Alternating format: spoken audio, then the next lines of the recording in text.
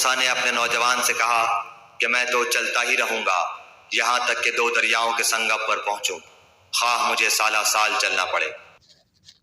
جب وہ دونوں دریا کے سنگم پر پہنچے، وہاں اپنی مچھلی بھول گئے، جس نے دریا میں سرنگ جیسا اپنا راستہ بنا لیا۔ جب یہ دونوں وہاں سے آگے بڑھے تو موسیٰ نے اپنے نوجوان سے کہا کہ اللہ ہمارا کھانا دے، ہمیں تو اپنے سفر سے سخت تکلیف اٹھانی پڑی۔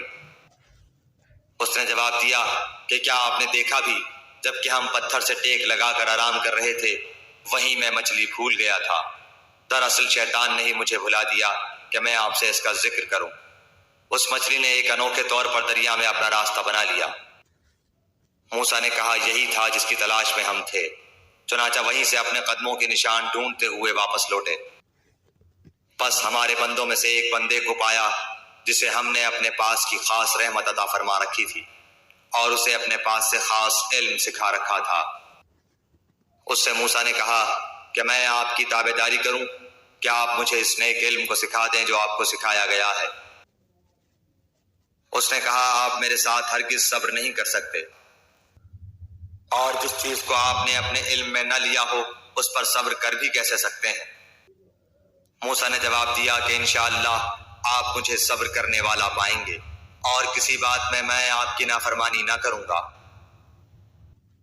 اس نے کہا اچھا، اگر آپ میرے ساتھ ہی چلنے پر اصرار کرتے ہیں تو یاد رہے کسی چیز کی نسبت مجھ سے کچھ نہ پوچھنا، جب تک کہ میں خود اس کی نسبت کوئی تذکرہ نہ کروں۔ پھر وہ دونوں چلے، یہاں تک کہ ایک کشتی میں سوار ہوئے تو اس نے کشتی کے تختے توڑ دیے۔ موسیٰ نے کہا کیا آپ اسے توڑ رہے ہیں تاکہ کشتی والوں کو ڈبو دیں؟ یہ تو آپ نے بڑی خطرناک بات کر دی۔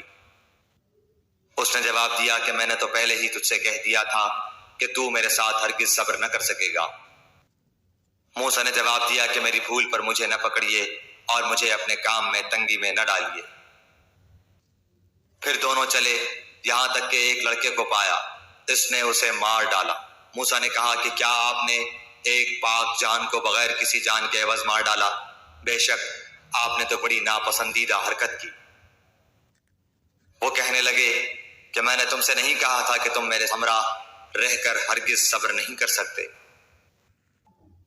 موسیٰ علیہ السلام نے جواب دیا اگر اب اس کے بعد میں آپ سے کسی چیز کے بارے میں سوال کروں تو بے شک آپ مجھے اپنے ساتھ نہ رکھنا، یقیناً آپ میری طرف سے حد عذر کو پہنچ چکے۔ پھر دونوں چلے، ایک گاؤں والوں کے پاس آ کر ان سے کھانا طلب کیا تو انہوں نے ان کے مہمانداری سے صاف انکار کر دیا۔ دونوں نے وہاں ایک دیوار پائی جو گرا ہی چاہتی تھی، اس نے اسے ٹھیک اور درست کر دیا۔ موسیٰ علیہ السلام کہنے لگے اگر آپ چاہتے تو اس پر اجرت لے لیتے۔ اس نے کہا بس یہ جدائی ہے میرے اور تیرے درمیان، اب میں تجھے ان باتوں کی اصلیت بھی بتا دوں گا جس پر تجھ سے صبر نہ ہو سکا۔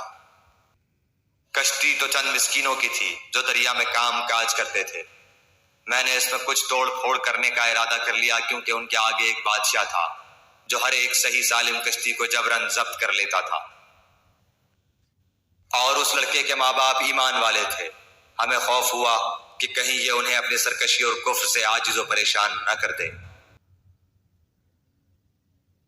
اس لیے ہم نے چاہا کہ انہیں ان کا پروردگار اس کے بدلے اس سے بہتر پاکیزگی والا اور اس سے زیادہ محبت اور پیار والا بچہ عنایت فرمائے۔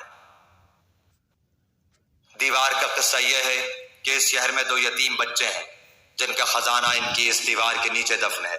ان کا باپ بڑا نیک شخص تھا، تو تیرے رب کی چاہت تھی کہ یہ دونوں یتیم اپنی جوانی کی عمر میں آ کر اپنا یہ خزانہ تیرے رب کی مہربانی اور رحمت سے نکال لیں۔ میں نے اپنی رائے سے کوئی کام نہیں کیا، یہ تھی اصل حقیقت ان واقعات کی جن پر آپ سے صبر نہ ہو سکا۔ آپ سے ذوالقرنین کا واقعہ یہ لوگ دریافت کر رہے ہیں، آپ کہہ دیجئے کہ میں ان کا تھوڑا سا حال تمہیں پڑھ کر سناتا ہوں۔ ہم نے اسے زمین میں قوت عطا فرمائی تھی اور اسے ہر چیز کے سامان بھی عنایت کر دیے تھے۔ وہ ایک راہ کے پیچھے لگا، یہاں تک کہ سورج ڈوبنے کی جگہ پہنچ گیا اور اسے ایک دلدل کے چشمے میں غروب ہوتا ہوا پایا، اور اس چشمے کے پاس ایک قوم کو بھی پایا۔ ہم نے فرما دیا کہ اے ذوالقرنین، یا تو انہیں تکلیف پہنچائے یا ان کے بارے میں تو کوئی بہترین روش اختیار کرے۔